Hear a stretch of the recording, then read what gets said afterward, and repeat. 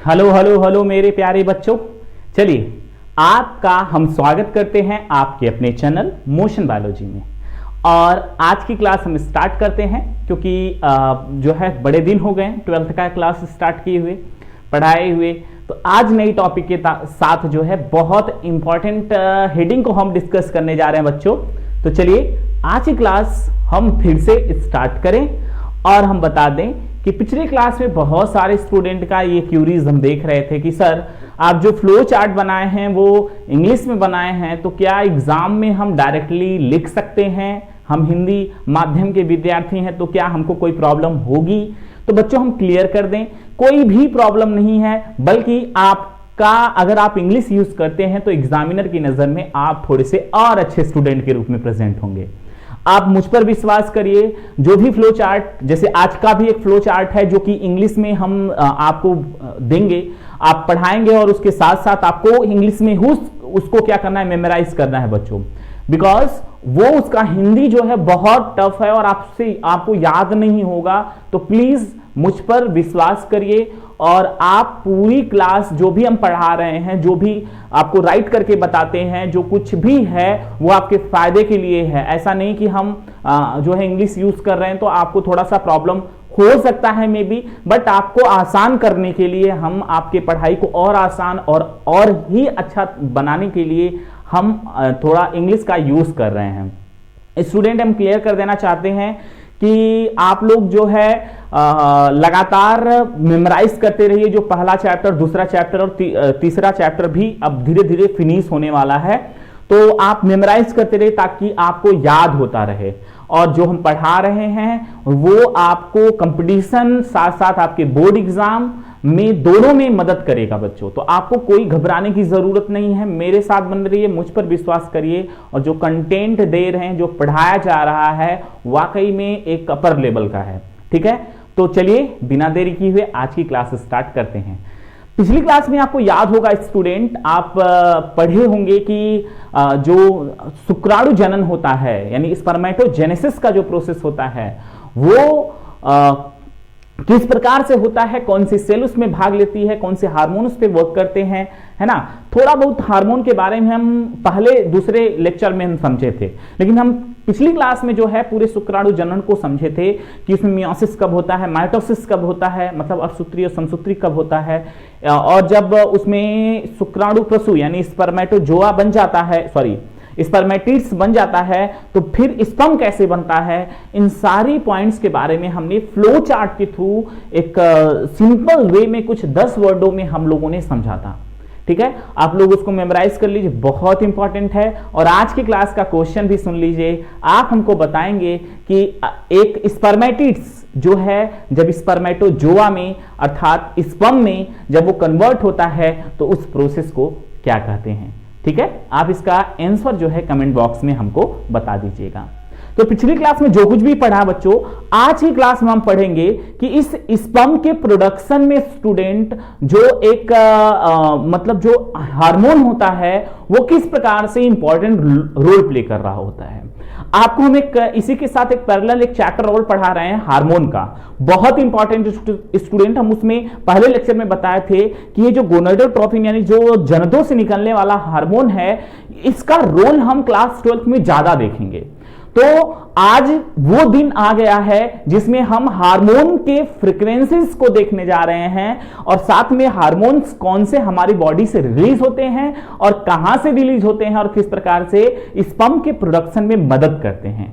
ठीक है, तो चलिए बिना देरी किए हम क्लास को स्टार्ट करते हैं और एक फ्लो चार्ट के थ्रू हम हार्मोन से जो किस पार्ट से निकलते हैं और क्या वर्क करते हैं हम उसको समझ लेते हैं। तो चलिए, हमारा मार्कर यहां पर है, तो यहां बोर्ड पर ध्यान से देखेंगे, यानी आप हेडिंग यहां पर डाल सकते हैं, अपनी कॉपी में बना सकते हैं। आप लिखेंगे हेडिंग कि स्पर्मेटो मतलब शुक्राणु जनन के लिए हार्मोन की भागीदारी या हार्मोन के कार्य, ऐसे लिख सकते हैं आप लोग। ठीक है, हार्मोन का कार्य। ठीक, तो पहले देखिए, पहला हार्मोन बच्चों जो है हाइपोथैलेमस से निकलता है। हाइपोथैलेमस से पहला हार्मोन निकलता है, यानी कि हम यहां मेंशन कर देते हैं पार्ट्स, यानी यहां पर हम लिख देते हैं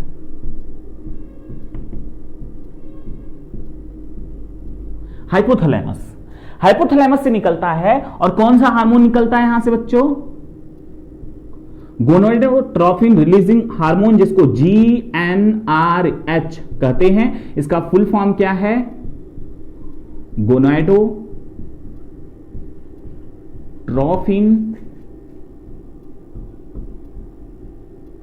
रिलीजिंग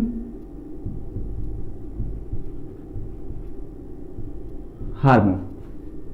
ठीक है, गोनाडोट्रोफिन रिलीजिंग हार्मोन GnRH, इसको शॉर्ट फॉर्म में याद कर लीजिए। इसको आप याद कर लीजिए, हालांकि अब एग्जाम में लिखेंगे तो यही फ्लो चार्ट केवल लिख दीजिएगा। तो ये जो गोनाडोट्रोफिन रिलीजिंग हार्मोन है बच्चों, ये काम करता है अग्र पीयूष ग्रंथि पर, इंटीरियर पिट्यूटरी ग्लैंड पर। ठीक है, तो यहां पर हम लिख सकते हैं क्या, ये वर्क करता है यहां पर इंटीरियर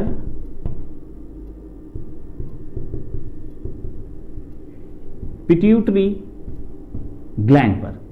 इंटीरियर पिट्यूटरी ग्लैंड से ये दो हार्मोन को रिलीज करवाता है।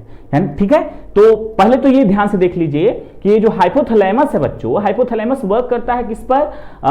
हाइपोथैलेमस से एक हार्मोन निकलता है जिसका नाम है GnRH, गोनाडोट्रोफिन रिलीजिंग हार्मोन। और ये GnRH hormone interior pituitary gland पर अटैक करता है, उस पर जो है इस पर वर्क करता है, कार्य करता है, जिससे इंटीरियर पिट्यूटरी ग्लैंड से दो हार्मोन रिलीज होते हैं। ठीक है, दो हार्मोन कौन से रिलीज होते हैं आपको बता दें, एक हार्मोन है LH और दूसरा है FSH। इसका फुल फॉर्म है बच्चों ल्यूटिनाइजिंग हार्मोन, और इसका है ल्यूटिनाइजिंग हार्मोन, और इसका है फॉलिकल स्टिमुलेटिंग हार्मोन। ठीक है, ल्यूटिनाइजिंग हार्मोन और फॉलिकल स्टिमुलेटिंग हार्मोन बच्चों। तो ये दोनों हार्मोन जो है यहां से कहां से रिलीज होते हैं? इंटीरियर पिट्यूटरी ग्लैंड से रिलीज होते हैं। अब बच्चों अब ध्यान से देखिएगा, यह LH हार्मोन कहां जाता है? टेस्टिस के पास जाता है। टेस्टिस मतलब वृषण के पास जाता है, और वृषण से दो हार्मोन को रिलीज कराने का काम करता है। कौन कौन से आपको पता होगा? लीडिंग सेल पर काम करेगा। ये जो LH हार्मोन है ये लीडिंग सेल पर काम करेगा। और लीडिंग सेल से कौन से हार्मोन निकलते हैं बताइए? आपको याद होगा, पढ़ाया है ना, लीडिंग सेल से एंड्रोजन हार्मोन का रिलीजन होता है। ठीक है, तो यहां पर हम लिख देते हैं एंड्रोजन हार्मोन यहां से रिलीज होता है। और दूसरा हार्मोन बच्चों आपको याद होगा टेस्टोस्टेरोन।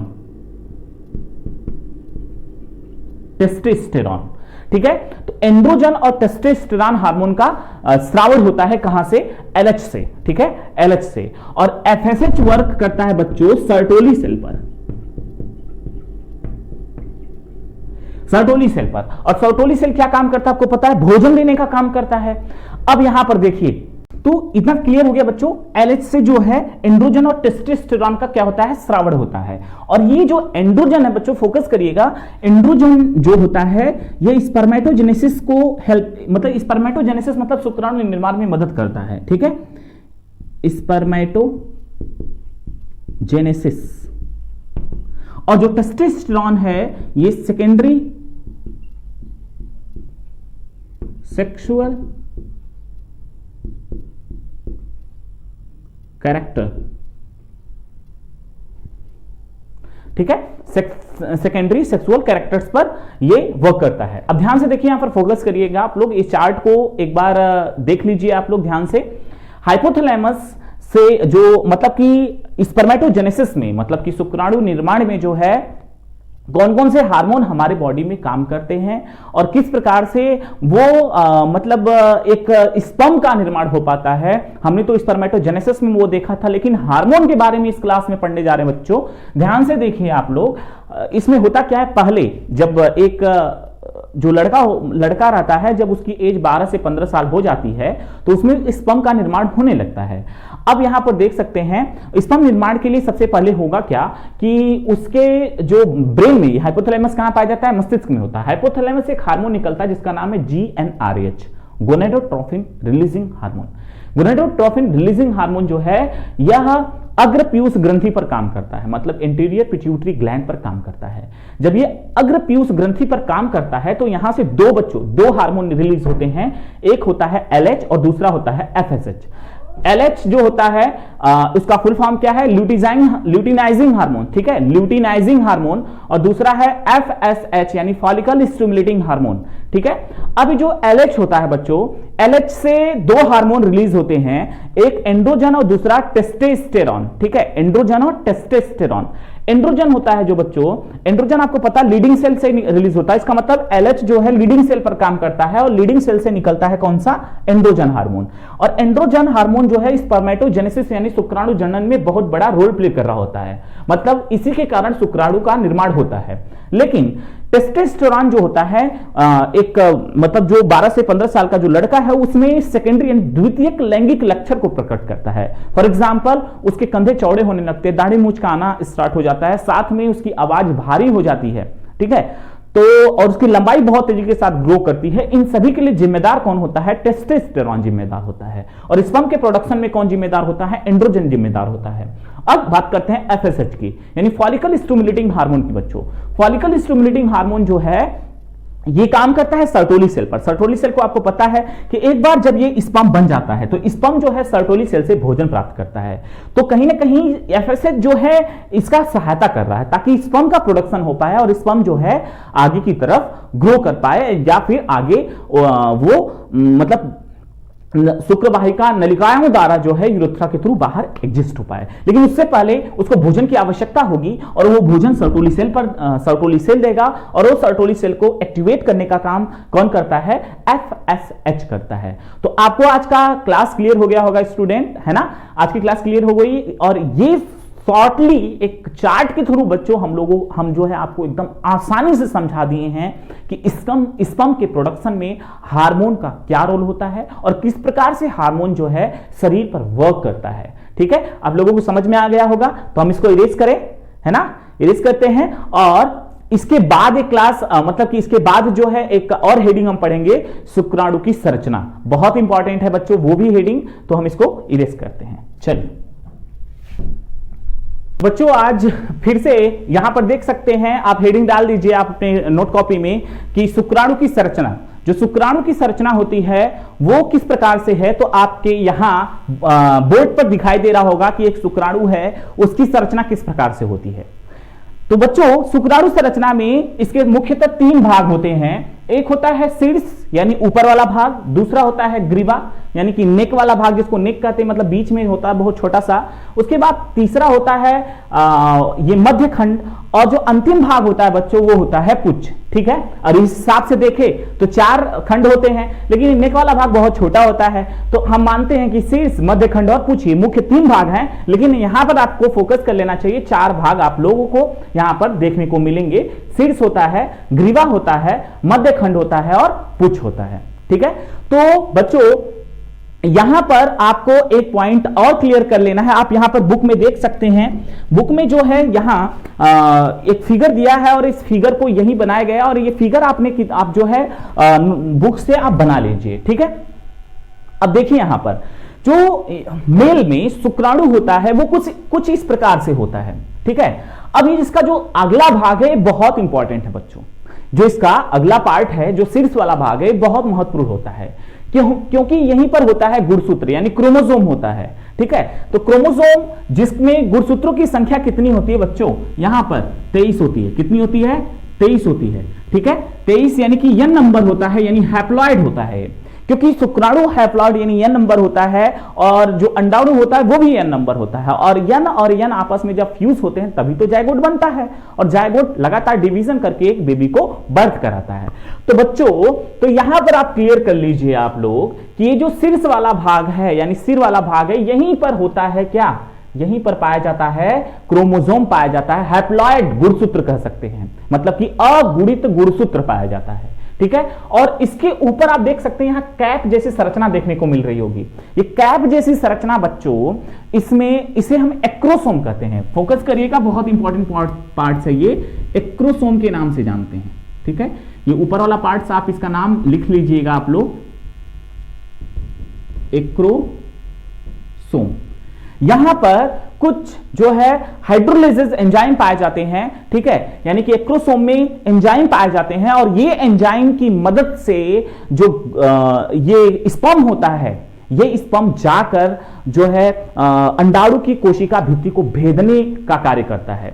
अगर ये एंजाइम यानी ये एक्रोसोम वाला पार्ट जो है जहां पर एंजाइम में भरा पड़ा है, ये एंजाइम नहीं होता तो जो अगुणित यानी कि जो अंड कोशिका अगुणित होती है उसको भेदना मुश्किल हो जाता है। तो यहां पर क्लियर कर लीजिए, आप लोगों को हम फिर से बता देते हैं, शुक्राणु का जो शीर्ष वाला भाग है उस शीर्ष वाले भाग एक मुख्य भाग होता है, क्योंकि वहां पर अगुणित गुणसूत्र पाया जाता है जिसके थ्रू एक जेनेटिक मटेरियल जो है एक नर से अपने बच्चे में ट्रांसफर होता है, और उसके साथ ही इसके ऊपर एक कैप जैसी यानी टोपी जैसी संरचना होती है, और उस टोपी जैसी संरचना को एक्रोसोम के नाम से जानते हैं। और एक्रोसोम में जो है एंजाइम पाए जाते हैं, और वो एंजाइम जो है क्या काम करते हैं बच्चों, वो एंजाइम जो है अंड कोशिका को भेदित करने का काम करते हैं, यानी उसको फर्टिलाइज करते हैं, मतलब उसका जो वाल होता है उसको रप्चर करते हैं। उसके बाद ये गुणसूत्र ही अंदर जाता है, क्योंकि गुणसूत्र ही बहुत ही इंपॉर्टेंट होता है, और ये गुणसूत्र अंदर जाकर जो है फीमेल के गुणसूत्र मतलब जो 2n नंबर है, यह n इसका n और उस फीमेल में जो गुणसूत्र n नंबर यानी 23 गुणसूत्र फीमेल का और 23 गुणसूत्र मेल का, n और n मिलकर 2n बन लेते हैं। मतलब कि यहां 23 फीमेल का भी 23 होगा, तो 23 और 23 कितना हो गए बच्चों, n और n ये दोनों आपस में क्या हो जाएंगे, मिल जाएंगे तो 46 हो जाएंगे। ठीक है, अब बच्चों यहां पर फोकस करिएगा, उसके नीचे का पार्ट जो यहां पर होता है ग्रीवा, जो ग्रीवा वाला भाग है बच्चों बहुत इंपॉर्टेंट भाग होता है ये, यानी जिसको नेक इंग्लिश में कहते हैं, और यहां पर होता है यहां सेंट्रियोल होता है बच्चों, सेंट्रियोल आप क्लियर कर लीजिए, तारक का इसको कहते हैं, और ये बहुत इंपॉर्टेंट है सेंट्रियोल। इसका इंपॉर्टेंस हम जब फीमेल का oogenesis वाला प्रोसेस पढ़ाएंगे तो वहां आपको बताएंगे। फोकस कर लीजिए, यहां नेक वाले पार्ट में सेंट्रियोल होता है, और सेंट्रियोल का कार्य क्या है बच्चों, आप जो है कमेंट बॉक्स में बताइएगा। ठीक है, सेंट्रियोल का कार्य क्या है आप बताएंगे कमेंट बॉक्स में हमको इसका आंसर कि क्या काम करता है सेंट्रियोल, सेल वाले चैप्टर में पढ़ाया जाता है। ठीक है, तो फिर से फोकस करिए, सेंट्रियोल होता है, इसका काम जो है पड़ता है कब, जब हम आपको oogenesis पढ़ाएंगे वहां पर क्लियर कर देंगे। उसके बाद उसके मध्य वाले भाग में बच्चों बहुत सारी माइटोकॉन्ड्रिया पाई जाती है, और ये इसको हिंदी में कहते हैं सूत्रकणिका, यानी कि माइटोकॉन्ड्रिया जो कि फीता जैसी संरचना में होती है, जो उसके मध्य भाग में होती है, जो स्पर्म को ऊर्जा देती है, एनर्जी देती है, और जिससे स्पर्म जो है आगे ट्रेवल कर सके, यानी आगे वो दौड़ सके। इसलिए इसके मध्य भाग में बच्चों क्या पाया जाता है, सूत्रकणिका यानी कि माइटोकॉन्ड्रिया पाया जाता है। ठीक है, और ये माइटोकॉन्ड्रिया जो है स्पर्म को ऊर्जा देने का काम करता है, जिससे स्पर्म ट्रेवल करते हुए आगे की तरफ मूव ऑन कर सके। पीछे होता है पूंछ जैसी संरचना, यानी पूंछ ही कर सकते हैं उसको, ये पूंछ जो है स्पर्म को तैरने में मदद करता है। ठीक है, सीमेन जो होता है उसमें तैरने में मदद करता है। ठीक, तो ये तो समझ लिए आप लोग स्पर्म के फिगर के पार्ट्स के बारे में समझ लीजिए कि कौन कौन सा पार्ट क्या क्या करता है। सबसे इंपॉर्टेंट पार्ट कौन सा है, इसका शीर्ष है, जहां पर उसका अगुणित गुणसूत्र पाया जाता है, उसके ऊपर टोपी जैसी संरचना जिसमें एंजाइम होता है जो अंड कोशिका को भेदने का काम करता है। नेक वाले यानी ग्रीवा वाले पार्ट्स में सेंट्रियोल पाया जाता है, इसका इंपॉर्टेंस हम बताएंगे आपको कब है, कहां है, और सेंट्रियोल का कार्य आपको कमेंट बॉक्स में बताना है। उसके बाद बीच में इसके मध्य भाग में पाया जाता है सूत्रकणिका यानी माइटोकॉन्ड्रिया। माइटोकॉन्ड्रिया का जो होता है ऊर्जा देने का काम करता है, और नीचे की तरफ सबसे अंत में होता है पूंछ, और ये पूंछ जो होता है वो क्या काम करता है बच्चों, वो स्पर्म को तैरने में मदद करता है। ठीक है, अब बात बता देते हैं हम आप लोगों को, एक इंपॉर्टेंट पॉइंट एनसीईआरटी में मेंशन किया है कि एक बार के स्खलन में, है ना, एक बार के स्खलन में जो है स्पर्म जो है लगभग 20 से 40 करोड़, ठीक है, 20 से 40 करोड़ स्पर्म जो है एक बार स्खलित होते हैं। ठीक है, यानी कि एक बार फीमेल मतलब मेल का जो सीमेन एजुकुलेट होता है तो उस दौरान उसमें से 20 से 40 करोड़ जो है स्पर्म इस प्रकार से निकलते हैं, जिसमें से बच्चों बता दें हम जो 40% होते हैं वो हाई स्पीड होते हैं, और 60% जो होते हैं वो इसकी मदद कर रहे होते हैं। ठीक है, यानी हाई स्पीड का मतलब समझिए ये बहुत ज्यादा 40% जो होते हैं बहुत ज्यादा एक्टिव होते हैं, यानी जो 40% है ये बहुत ज्यादा एक्टिव होते हैं एज कंपेयर टू 60%, और इसी 40% में से केवल एक, सोचिए केवल एक जाके फर्टिलाइज करता है, केवल सिंगल फर्टिलाइजेशन करता है। 40% नहीं, ये जो 2 करोड़ से 20 करोड़ से 40 करोड़ में आपको हम बताए हैं, ये 20 से 40 करोड़ केवल संख्या में है, फर्टिलाइजेशन केवल एक का होता है, केवल एक जाता है, मतलब यहां पर रेस चालू हो जाती है। जैसे ही यह फीमेल जेनाइटल पार्ट्स में एंट्री करते हैं स्पर्म, एक बार स्खलन होता है, उस दौरान स्पर्म का रेस स्टार्ट होता है और जो स्पर्म ज्यादा तेज दौड़कर आगे पहुंचता है और आगे पहुंचकर वो फीमेल के एग सेल को फर्टिलाइज कर देता है, वो जीत जाता है। और वो कौन हो सकता है हम आगे डिस्कस करेंगे। एक्स वाला हो सकता है या वाई वाला हो सकता है, यानी कि एक लड़का, मतलब एक जो बच्चा जन्म लिया वो लड़का है लड़की है, किस प्रकार से पता चलता है हम आगे क्लियर करेंगे। आज की क्लास आपको समझ में आ रहा है कि बच्चों ये 20 से 40 करोड़ केवल संख्या है, इसमें से 40% केवल बहुत तेजी के साथ एक्टिव होते हैं, 60% जो है वो उतना ज्यादा एक्टिवेट नहीं रहते हैं, और ये 40% में से केवल एक, सोचिए केवल एक, यानी कि कुछ हम कह सकते हैं कि ये संख्या केवल 20 से 40 करोड़ है, लेकिन केवल एक स्पर्म जाकर एग को फर्टिलाइज करता है, सिंगल।